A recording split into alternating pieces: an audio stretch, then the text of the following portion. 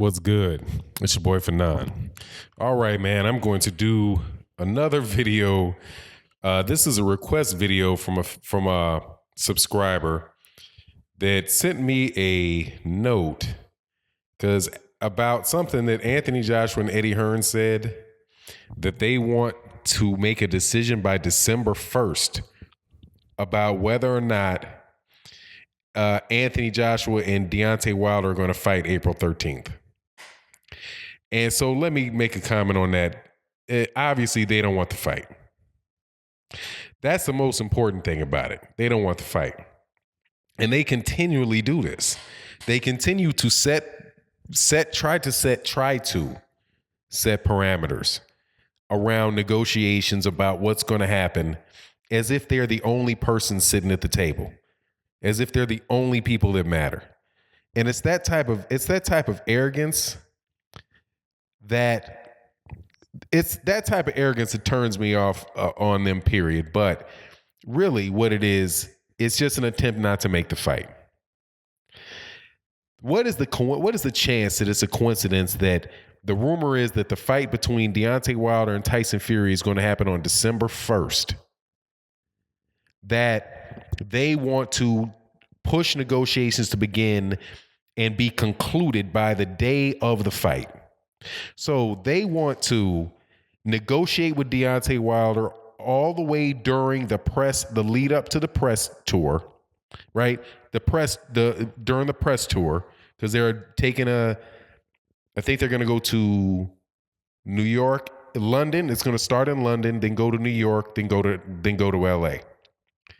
They want to begin negotiations during that time.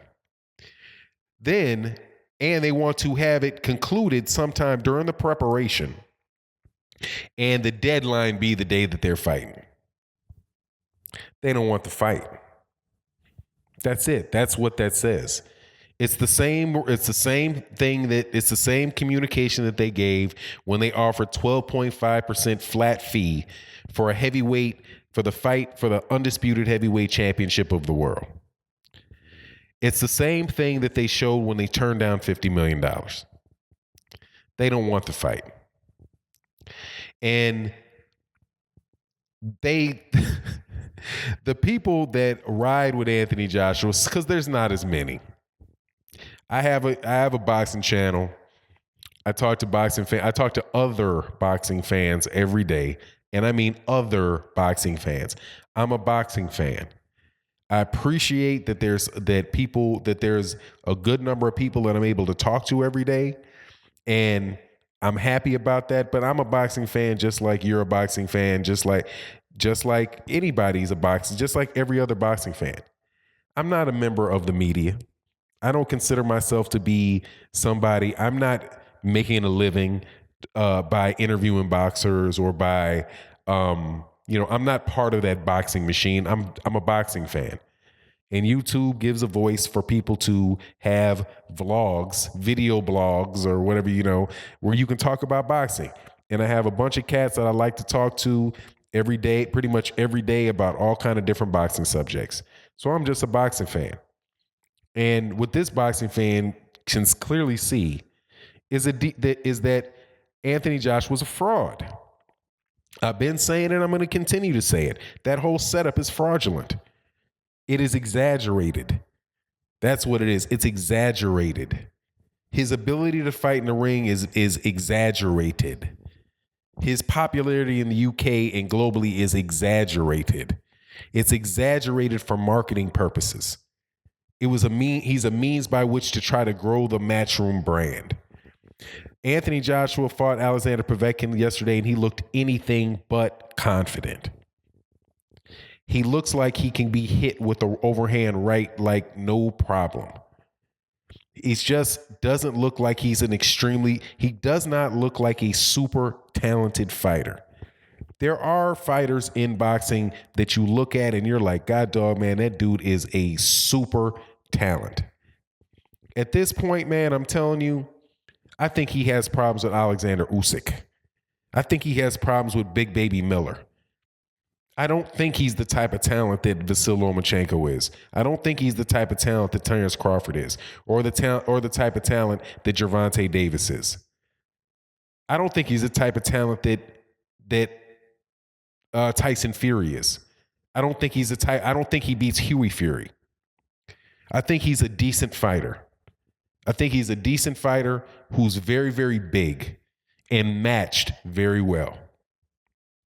And this attempt at a negotiation to, in the media, and I believe this was at a press conference, to lay down the terms for which your next fight's going to be, it's just setting up another excuse.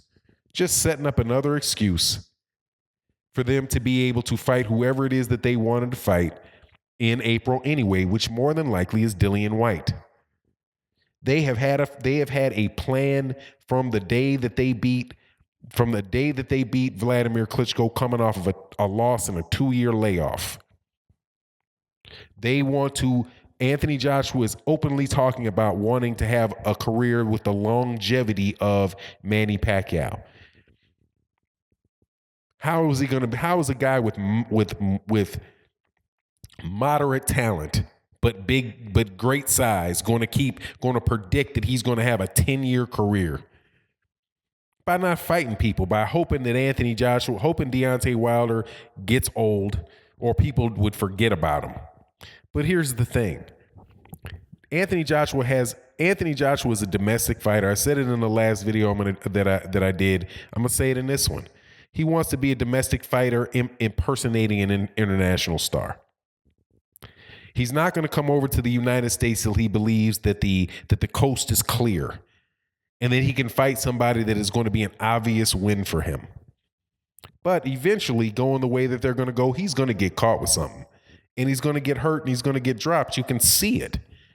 Because he's getting wobbled by punches.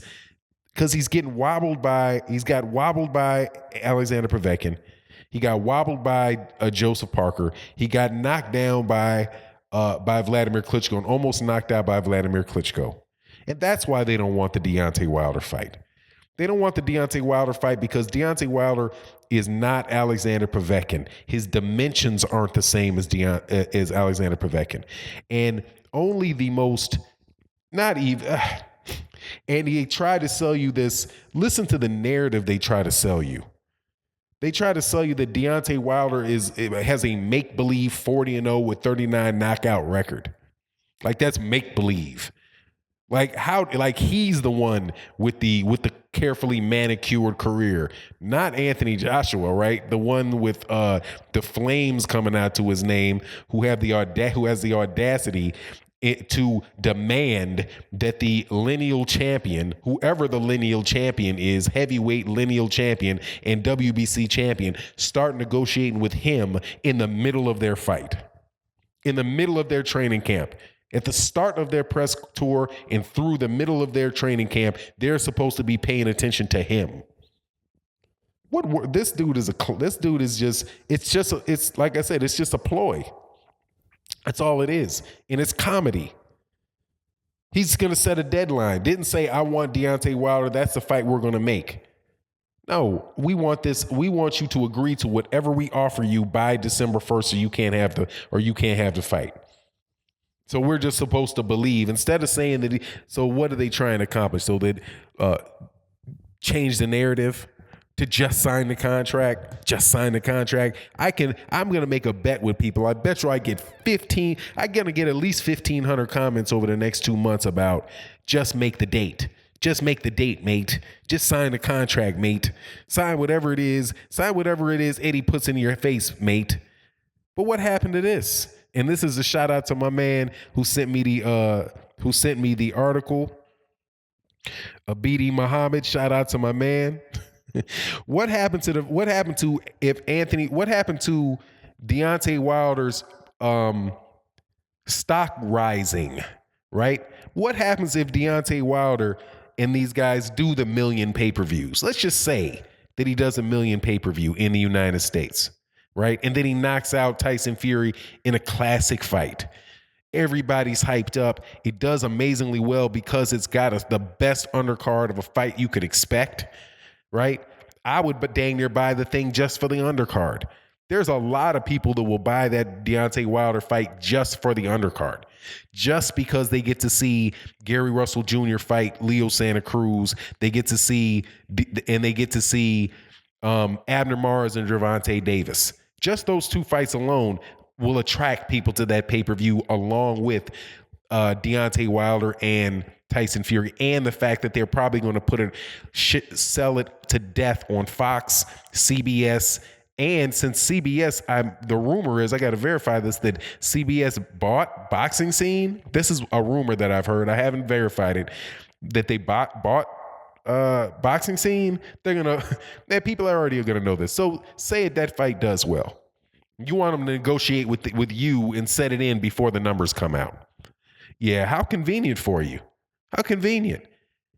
Why would he do that?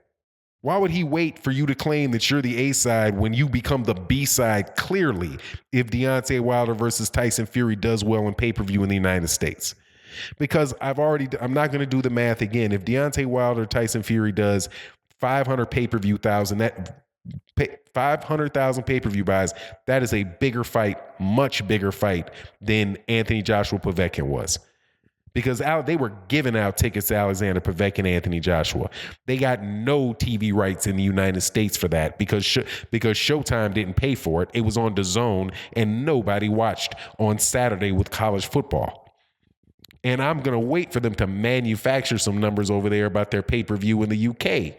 Because if you have to give away tickets, there's not a lot of excitement for that, because people know that he's ducking Deontay Wilder, and that stuff has been coming. So your stock is going down. Deontay Wilder's stock has a chance to skyrocket, but yet you want the negotiations to wind up before the fight starts. How convenient. Anyway, man, it is what it is. I don't care, man. I don't care about Anthony Joshua. I don't care about Eddie Hearn, man. I think I've done today. They fought yesterday, so I did a video yesterday. I did one earlier today before somebody sent this note. You know, man, I'll probably keep this conversation up for a day or two, something like that. But then we're on to the real champions, to the guys that want to have the lineal champion, to the real UK dude, the real UK heavyweight that got heart. That's coming over from the UK over to the United States to fight the biggest and the baddest, the knockout king of the heavyweight division, easily the most dangerous fighter, the most dangerous fighter in the heavyweight boxing, which is so ironic. Deontay Wilder's easy money for Anthony Joshua will get knocked out easy, but Alexander Povetkin's dangerous. Have you ever noticed that? Alexander Povetkin is so dangerous. Carlos Takam was dangerous. Kubrat Pulev was going to be dangerous. Joseph Parker was going to be dangerous. But Deontay Wilder's easy money. Yeah, whatever, dude. Nobody buying what you selling, man. In the immortal worlds of Jay-Z, we don't believe you. You need more people. Thank you for listening to the video. If you've not subscribed, please subscribe and hit the bell icon. And with that, I'm out. Peace.